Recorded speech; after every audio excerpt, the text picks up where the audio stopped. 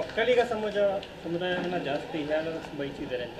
ಹೌದು, ಅಲ್ಲಿ ಜಾತಿಗಳ ಮಧ್ಯೆ ಮಾತಾಡಿರುವಂಥದ್ದು, ಒಕ್ಕಲಿಗ ಸಮುದಾಯದ ಬಗ್ಗೆ ಮಾತಾಡಿದ್ದಾರೆ, ದಲಿತರ ಬಗ್ಗೆ ಕೀಳು ಮಟ್ಟದ ಪದಗಳನ್ನು ಉಪಯೋಗಿಸಿದ್ದಾರೆ.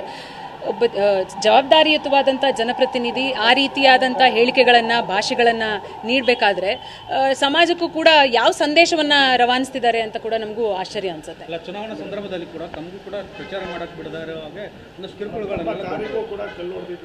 ಇಲ್ಲ, ನಾನು ಚುನಾವಣಾ ಸಮಯದಲ್ಲೂ ಕೂಡ ಈ ವಿರುದ್ಧವಾಗಿ ಪೊಲೀಸ್ ಮೆಟ್ಲನ್ನು ಕೂಡ ಏರಿದ್ದೆ, ಸಾಕಷ್ಟು ಪ್ರತಿಭಟನೆಗಳನ್ನು ಕೂಡ ಮಾಡಿದ್ವಿ. ನಾನು ಎಲ್ಲೆಲ್ಲಿ ಹೋಗ್ತಿದ್ವಿ ಅಲ್ಲಿ ಅವರದೇ ಆದ ಒಂದು ಏನು ಪಕ್ಷದ ಮುಖಂಡರುಗಳು ಅವರ ಶಿಷ್ಯಂದರು ಅಂತ ಹೇಳ್ತಾ ಇರ್ತಿದ್ರು.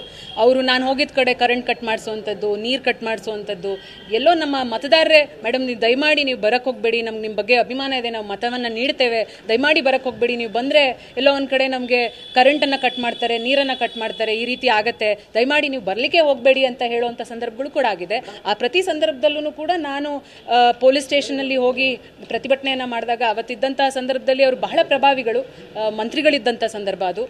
ನಮ್ಗೆ ಯಾವುದೇ ರೀತಿಯಾದಂಥ ಸಹಾಯ ಸಿಗಲಿಲ್ಲ. ಆದರೆ ಇವತ್ತು ಏನು ಕಂಪ್ಲೇಂಟನ್ನು ಕೊಟ್ಟಿದ್ದಾರೆ ನಮ್ಮ ಸರ್ಕಾರದ ಏನು ಆರಕ್ಷಕರು ಏನಿದ್ದಾರೆ ಪೊಲೀಸ್ ಸಿಬ್ಬಂದಿಗಳು, ಅವರು ಸೂಕ್ತವಾದ ಕ್ರಮವನ್ನು ತೆಗೆದುಕೊಂಡು FIR ಆಗಿತ್ತು, ನಿನ್ನೆ ಅರೆಸ್ಟನ್ನು ಕೂಡ ಮಾಡಿದ್ದಾರೆ.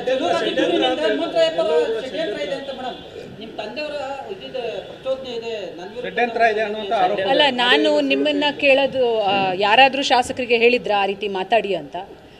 ಯಾರಾದರೂ ದಲಿತರನ್ನ ನಿಲ್ಲಿಸಿ ಅಂತ ಹೇಳಿದ್ರ? ನಾವು ಹೇಳ್ಕೊಟ್ಟಿದ್ವಾ? ಅಥವಾ ನನ್ನ ತಂದೆ ಜಿಲ್ಲಾಧ್ಯಕ್ಷರಿದ್ದಾರೆ, ಬೆಂಗಳೂರು ಪಶ್ಚಿಮ ಜಿಲ್ಲಾಧ್ಯಕ್ಷರಿದ್ದಾರೆ, ಅವ್ರ ಬಳಿ ಯಾರಾದರೂ ಬಂದು ಸಹಾಯ ಮಾಡಿ ನಿಮ್ಮ ಕಾಂಗ್ರೆಸ್ ಸರ್ಕಾರ ಇದೆ, ನನಗೆ ಜೀವ ಬೆದರಿಕೆ ಇದೆ ಅಂತ ಹೇಳಿದಾಗ ಖಂಡಿತವಾಗ್ಲೂ ಸಹಜವಾಗಿ ಆ್ಯಸ್ ಅ ಡಿಸ್ಟ್ರಿಕ್ಟ್ ಪ್ರೆಸಿಡೆಂಟ್ ಅವ್ರು ಏನು ಕ್ರಮವನ್ನು ತೆಗೆದುಕೊಳ್ಬೇಕು, ನಮ್ಮ CMನ ಭೇಟಿ ಮಾಡಿಸುವಂಥದ್ದು ಇರ್ಬೋದು, ಅದನ್ನು ಮಾಡಿಸಿದ್ದಾರೆ. ಬಿಟ್ಟರೆ ಶಾಸಕರಿಗೆ ಯಾರೂ ಹೇಳ್ಕೊಟ್ಟಿಲ್ಲ ನೀವು ಹೋಗಿ ದಲಿತರ ವಿರುದ್ಧ ಮಾತಾಡಿ, ಒಕ್ಕಲಿಗರ ವಿರುದ್ಧ ಮಾತಾಡಿ, ಆ ರೀತಿಯಾದಂಥ ಅಸಭ್ಯಕರವಾದಂಥ ಪದಗಳನ್ನು ಬಳಕೆ ಮಾಡಿ ಅಂತ ಯಾರು ಹೇಳ್ಕೊಡೋಕೆ ಸಾಧ್ಯ ಇಲ್ಲ ಅಲ್ವಾ? ಮತ್ತು ನೀವು ಲಂಚಕ್ಕೆ ಆಮಿಷ ಒಡ್ಡಿದ್ದೀರಿ ಅಂತ ಇದು ಯಾವುದೂ ಕೂಡ ನಾವು ಹೇಳ್ತಿರುವಂಥದ್ದಲ್ಲ, ಯಾರು ಅನುಭವಿಸಿದ್ದಾರೆ ಗುತ್ತಿಗೆದಾರ ಅವರೇ ಹೇಳಿರುವಂಥದ್ದು, ಅವರೇ ಬಿಡುಗಡೆಗೊಳಿಸಿರುವಂಥ ಆಡಿಯೋದಲ್ಲಿರುವಂಥದ್ದು.